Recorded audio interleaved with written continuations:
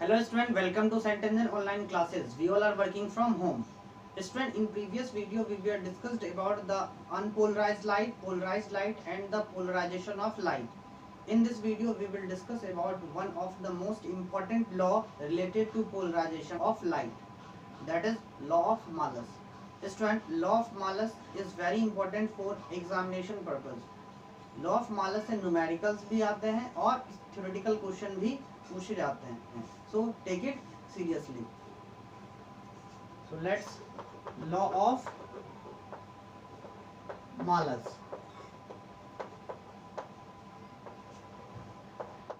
Student, law of Malus के statement को लिखने से पहले हम इस लॉ को समझते हैं. Student, consider this is unpolarised light. अब आपको पता चल गया होगा अनपोलराइज्ड लाइट और पोलराइज्ड लाइट में डिफरेंस.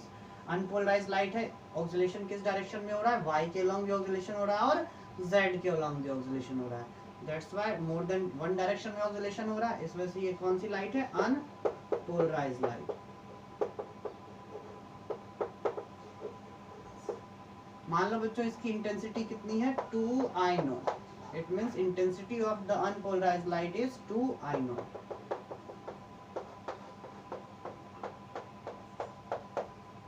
बच्चों जब ये अनपोलराइज्ड लाइट किसी पोलराइजर से, तो student consider this is a polarizer first. Polarizer first T1 कह लो आप इसे, पोलराइजर फर्स्ट T1. और ये क्या है, इस पोलराइजर की ट्रांसमिशन एक्सिस या polarizer axis. Transmission axis of P1. P1 polarizer का ट्रांसमिशन एक्सिस है, ठीक है. तो जब ये अनपोलराइज्ड लाइट किसी पोलराइजर से पास होगी तो हम जानते हैं कि क्या करेगा ये पोलराइजर, वैसे ऑक्सीलेशन को जो इसके ट्रांसमिशन एक्सिस के पैरेलल है या अलोंग है उसे पास करेगा, परपेंडिकुलर ऑक्सीलेशन को ब्लॉक कर देगा. इट मींस जो ऑक्सीलेशन वाई एक्सिस के अलोंग है, बिकॉज इसका ट्रांसमिशन एक्सिस भी वाई एक्सिस के अलोंग है, तो जो ऑक्सीलेशन वाई एक्सिस के अलोंग है वो ऑक्सीलेशन तो पास हो जाएगा इस पोलराइजर से.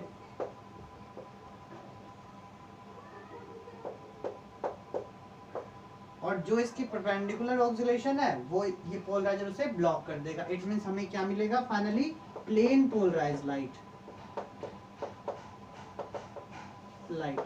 ये हमने लास्ट वीडियो में भी डिस्कस किया था. अब प्लेन पोलराइज्ड लाइट की इंटेंसिटी क्या हो जाएगी, तो अनपोलराइज्ड लाइट की इंटेंसिटी की हाफ हो जाती है. तो it means intensity of the light और polarized light passing from polarizer 1 is I0. अब अगर हम इस प्लेन पोलराइज्ड लाइट को किसी दूसरे पोलराइजर से पास करवाएंगे, ये क्या बच्चों, तो ये प्रीवियस पोलराइजर का ट्रांसमिशन एक्सिस है.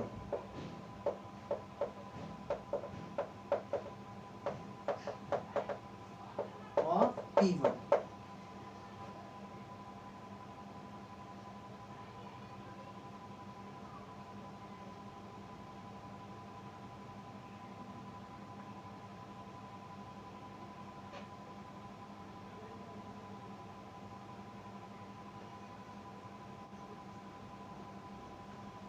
फ्रेंड, इस पोलराइजर एक्सिस जो सेकेंड पोलराइजर है, हम सेकेंड पोलराइजर को एनालाइजर भी कहते हैं. क्या कहते हैं बच्चों, एनालाइजर. फर्स्ट पोलराइजर होता है, सेकेंड जो पोलराइजर है उसे हम एनालाइजर भी कहते हैं. तो हमने सेकेंड पोलराइजर प्लेस्ड किया in front of plane polarized light. Plane polarized light को हम सेकेंड पोलराइजर या एनालाइजर से पास करने वाले हैं. और इस एनालाइजर की जो ट्रांसमिशन एक्सिस है, ये ट्रांसमिशन एक्सिस है बच्चों एनालाइजर की. It means transmission axis of analyser, या हम कहें कि second polariser. Second polariser P2 या एनालाइजर की जो ट्रांसमिशन एक्सिस है वो प्रीवियस पोलराइजर के ट्रांसमिशन एक्सिस से कितने एंगल पे है, तो कंसीडर कर लो बच्चों अल्फा एंगल पे है। बच्चों आप इसे ऐसे समझ सकते हो कि मान लो ये फर्स्ट पोलराइजर का ट्रांसमिशन एक्सिस है और ये सेकेंड पोलराइजर का ट्रांसमिशन एक्सिस है, और दोनों के बीच में ये जो एंगल है, ये एंगल कितना है बच्चों, ये एंगल है अल्फा। तो this is the transmission axis of first polarizer and this is the transmission axis of second polarizer, और दोनों के बीच में ये एंगल कितना है, अल्फा डिग्री एंगल है। अगर दोनों ऐसे हो जाए तो इसका मतलब अल्फा 0 हो जाएगा, इस फॉर्म में हो जाए तो अल्फा 90 डिग्री हो जाएगा। न्यूमेरिकल्स जो आते हैं लॉ ऑफ मालस में, उसमें अल्फा ही सबसे इंपॉर्टेंट फैक्टर होता है। अगर आपने अल्फा की वैल्यू करेक्ट कैलकुलेट कर ली तो आप आसानी से इसके न्यूमेरिकल्स को सॉल्व कर लोगे। तो अल्फा है क्या बच्चों यहाँ पे, तो alpha is the angle between transmission axis of analyzer and transmission axis of previous polarizer. यानी प्रीवियस पोलराइजर के ट्रांसमिशन एक्सिस के रिस्पेक्ट में आपने एनालाइजर को कितने एंगल पे प्लेस्ड किया है, वो क्या है बच्चों, वो अल्फा है। तो लॉ ऑफ मालस क्या कहता है कि लॉ ऑफ मालस ये कहता है कि जब हम किसी प्लेन पोलराइज लाइट को किसी एनालाइजर से पास करते हैं, इसकी ट्रांसमिशन एक्सिस प्रीवियस पोलराइजर के ट्रांसमिशन एक्सिस से अल्फा एंगल बनाता हो, तो उस एनालाइजर से ट्रांसमिट होने वाले लाइट की जो इंटेंसिटी होगी वो डायरेक्टली प्रोपोर्शनल होगा square of cosine of angle between analyzer and previous polarizer. It means I directly proportional to cos square alpha. This is the statement of law of Malus. तो क्या कहता है बच्चों, स्टेटमेंट अगर लिखना हो तो it state that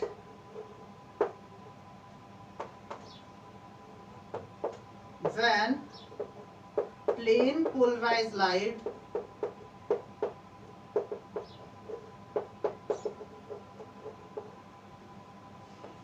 incident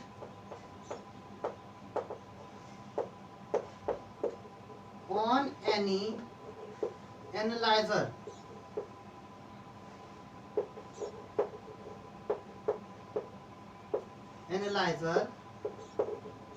then intensity of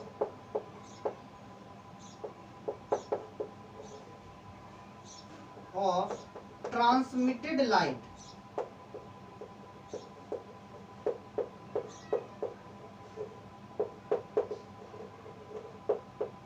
is directly proportional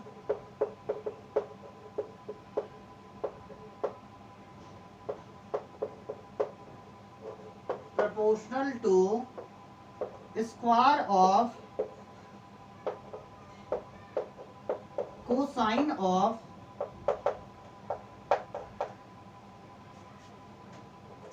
angle between transmission axis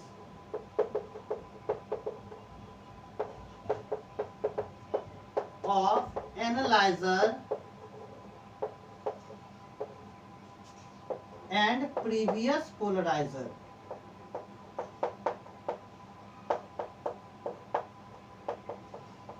बच्चों यहाँ ध्यान देने वाली बात यह है कि जो अल्फा है वो एनालाइजर के ट्रांसमिशन एक्सिस और प्रीवियस पोलराइजर के ट्रांसमिशन एक्सिस के बीच का एंगल है। It means intensity of transmitted light I directly proportional to cos square alpha. अब जब बच्चों ये डायरेक्टली प्रोपोर्शनल साइन हटता है तो क्या आता है, constant. So I equal to I naught cos square alpha, where I naught is the intensity of incident polarize light. जो पोलराइज लाइट इंसिडेंट हो रहा है एनालाइजर पे, उसकी क्या इंटेंसिटी है, वो I नॉट है। Here I naught is the intensity of incident plane polarized light.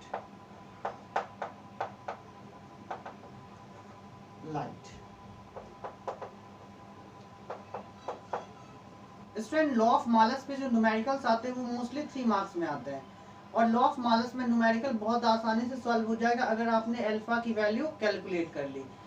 कुछ क्वेश्चन के थ्रू हम अल्फा की वैल्यू सॉल्व करना सीखेंगे, उसके बाद हम लॉ ऑफ मालस का न्यूमेरिकल सॉल्व करेंगे। सो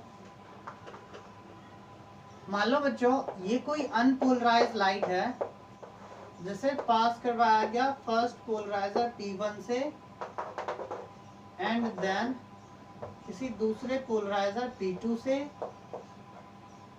ये एंगल क्या है बच्चों, ये एंगल क्वेश्चन में गिवन है 60 डिग्री। तो आपको बताना है, मान लो इसकी इंटेंसिटी 2I0 है, तो इंटेंसिटी यहाँ क्या हो जाएगी बच्चों, यहाँ इंटेंसिटी तो हाफ हो जाती है, अनपोलराइज्ड लाइट को पोलराइजर से पास करोगे इंटेंसिटी हाफ हो जाती है, तो यहाँ इंटेंसिटी जो हो जाएगी वो I0 हो जाएगी। अब यहाँ इंटेंसिटी कैलकुलेट करने के लिए आपको अल्फा की वैल्यू कैलकुलेट करनी होगी, और अल्फा क्या होता है बच्चों, तो अल्फा होता है प्रीवियस पोलराइजर के एक्सिस और एनालाइजर के एक्सिस के बीच का एंगल। तो सबसे पहले हम क्या करेंगे, इस प्रीवियस पोलराइजर के एक्सिस को हम यहाँ प्लॉट करेंगे। तो ध्यान से अगर हम प्लॉट करें यहाँ पे प्रीवियस पोलराइजर एक्सिस को, तो इसका मतलब ये प्रीवियस पोलराइजर का एक्सिस है P1 का और ये P2 का। तो हमें क्या कैलकुलेट करना है, दोनों के बीच का एंगल, क्योंकि अल्फा तो यही होता है दोनों पोलराइजर के बीच का एंगल, एनालाइजर और प्रीवियस पोलराइजर के बीच का angle. So this angle is equal to 30 degree, because ये नॉर्मल होता है, ये 60 है तो ये 30 डिग्री होगा। इट मीन्स इस कंडीशन में अल्फा क्या हो जाएगा बच्चों, इस कंडीशन में अल्फा 30 डिग्री हो जाएगा। तो अगर हम यहाँ इंटेंसिटी कैलकुलेट करें तो क्या हो जाएगा, intensity I2 equal to I0। I0 क्या बच्चों, I0 या I1 कह सकते हैं, तो I1 cos square alpha, alpha की जगह 30 डिग्री, इट मीन्स I1 की जगह I0 cos square 30 degree whole square, तो क्या हो जाएगा 3I0/4। तो सिंपल क्वेश्चन है बच्चों, अनपोलराइज्ड लाइट को पोलराइजर से पास किया, इंटेंसिटी I0 हो गया, फर्दर किसी दूसरे एनालाइजर से पास किए जो इस पोलराइजर से 30 डिग्री एंगल फॉर्म कर रहा होगा, इंटेंसिटी क्या हो जाएगी अब लाइट की, पोलराइज्ड लाइट की 3I0/4 हो जाएगी। चलिए देखिए ध्यान से, तो यहाँ भी इंटेंसिटी का डिस्ट्रीब्यूशन ही हो रहा है, यहाँ इंटेंसिटी I0 थी, यहाँ इंटेंसिटी 3I0/4 हो जाएगा। जैसे जैसे हम एनालाइजर को रोटेट करेंगे इंटेंसिटी वैसे वैसे वेरी करने वाली है। फिर से देख लो बच्चों सेकंड क्वेश्चन, मान लो ये कोई अनपोलराइज्ड लाइट है जिसकी इंटेंसिटी है 2I0। पहले इसको इस पोलराइजर से पास किया P1 से एंड देन हमने इसे किसी दूसरे पोलराइजर P2 से पास किया, जो कितना एंगल फॉर्म कर रहा है, जो 60 डिग्री एंगल फॉर्म कर रहा है। फिर हमने इसे किसी तीसरे पोलराइजर P3 से पास किया, ये एंगल कितना है बच्चों, ये मान लो 60 डिग्री, ये भी 60 डिग्री एंगल है।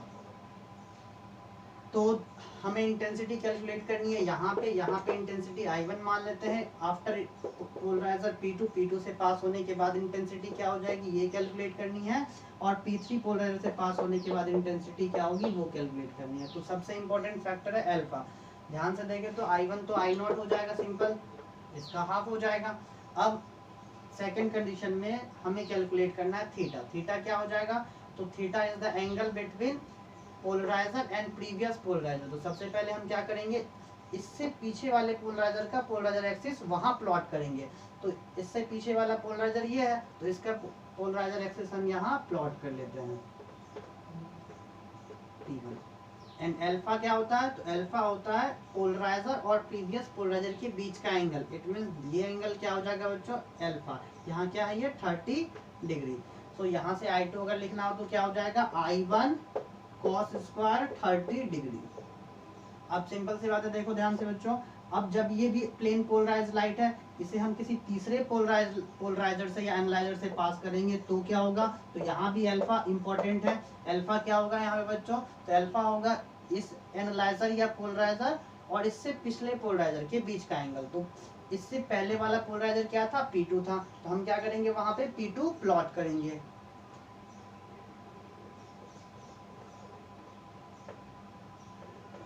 P2 और P2 में ये एंगल कितना है, ये एंगल है बच्चों 60 डिग्री। अब ध्यान से देखें तो हमें कैलकुलेट करना है पोलराइजर P3 और प्रीवियस पोलराइजर P2 के बीच का एंगल। इट मींस आपको ये एंगल कैलकुलेट करना है, यही एंगल किसके इक्वल होगा अल्फा की। क्यों, क्योंकि पोलराइजर P3 और प्रीवियस पोलराइजर कौन सा है इसका P2 है, उन दोनों के बीच का एंगल ये टोटल एंगल 180 होता है, ये 60, तो ये एंगल भी क्या हो जाएगा 60 डिग्री। इट मीन्स यहाँ अल्फा क्या हो जाएगा 60 डिग्री। तो I3 क्या हो जाएगा previous intensity, it means I2 cos square 60 degree. बच्चों कभी कभी कुछ स्टूडेंट मिस्टेक कर देते हैं, अल्फा की वैल्यू हमेशा वर्टिकल लाइन से या वाई एक्सिस से कैलकुलेट कर लेते हैं, जो गलत है। हमेशा आपको ध्यान देना है कि इससे पिछले वाले पोलराइजर का जो एक्सिस है वो हम इसे यहाँ प्लॉट कर ले और फिर उन दोनों के बीच में एंगल फाइंड कर ले, तो हम आसानी से न्यूमेरिकल सॉल्व कर पाएंगे। Now student let's solve some numerical based on law of Malus. If the angle between axis of analyzer and axis of polarizer is 45 degree, then find the ratio of intensity of original light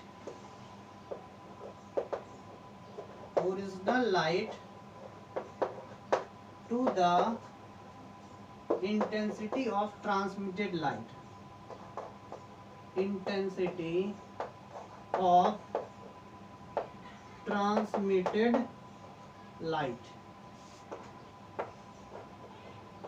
after analyzer।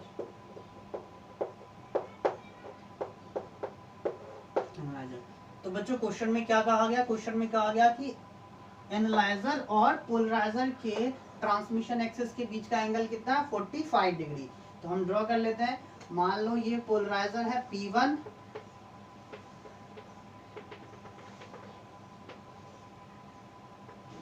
And ये analyser है या दूसरा polariser है P2 और दोनों के बीच में angle कितना है 45 डिग्री। फ्रॉम क्वेश्चन कि एनालाइजर और पोलराइजर के बीच का एंगल कितना है, दोनों के बीच में एंगल है 45 डिग्री। और हमें कैलकुलेट करना है इंटेंसिटी ऑफ ट्रांसमिटेड लाइट, यानी पोलराइजर P2 से पास होने के बाद लाइट की इंटेंसिटी क्या है टू द ओरिजिनल लाइट। तो ओरिजिनल लाइट कैसा होगा, तो ओरिजिनल लाइट अनपोलराइज्ड लाइट होगा। मान लो अनपोलराइज्ड लाइट है जिसकी इंटेंसिटी है 2I0। अब जब ये 2I0 किसी पोलराइजर से P1 से पास होगा तो अब यहाँ इंटेंसिटी क्या हो जाएगी, यहाँ इंटेंसिटी हो जाएगी I0, इसकी हाफ हो जाती है। अब जब ये किसी दूसरे पोलराइजर से जो किसी एंगल 45 पे इंक्लाइंड हो पास होगी तो अब यहाँ इंटेंसिटी कितनी हो जाएगी, तो I2 equal to according to law of Malus I1 cos square 45, it means I2 equal to I0 cos square 45। cos 45 की value √2 1/√2, so I2 equal to I0 into 1/√2 whole square, so I0 by 2। So I2 equal to क्या हो जाएगा बच्चों, I0 by 2। Friend हमें क्या calculate करना है, हमें कैलकुलेट करना है ratio of intensity of original light to intensity of transmitted light. So ratio of intensity of original light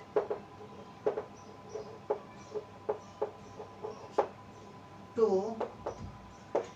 intensity of transmitted light।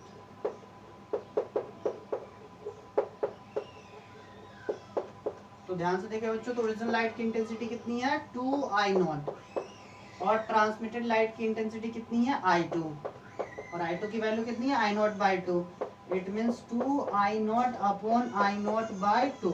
अगर हम इसे सॉल्व करें तो ये क्या हो जाएगा 4:1। So the ratio of intensity of original light to the transmitted light is 4:1। Now student let's solve next question. If two Polaroid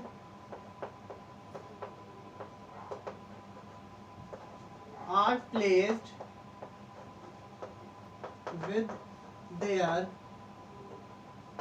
pass axis means बच्चों transmission axis, pass axis perpendicular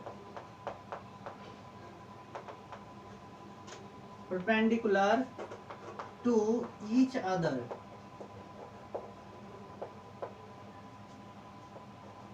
an unpolarized light of intensity I naught incident on P1 and another polarizer P3 placed between P1 and P2 in such way pass axis of P3 makes an angle of 30 degree with pass axis of P1. Find intensity of transmitted light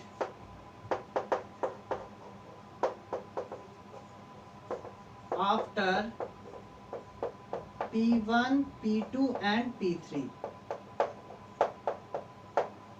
बच्चों ये बहुत important question. If two polaroid are placed with their pass axis perpendicular to each other, यानी दो polariser है और दोनों एक दूसरे के परपेंडिकुलर है, इट मींस दोनों का ट्रांसमिशन एक्सिस एक दूसरे के परपेंडिकुलर है। तो consider this is a polarizer P1 और यहाँ कोई दूसरा पोलराइजर है P2।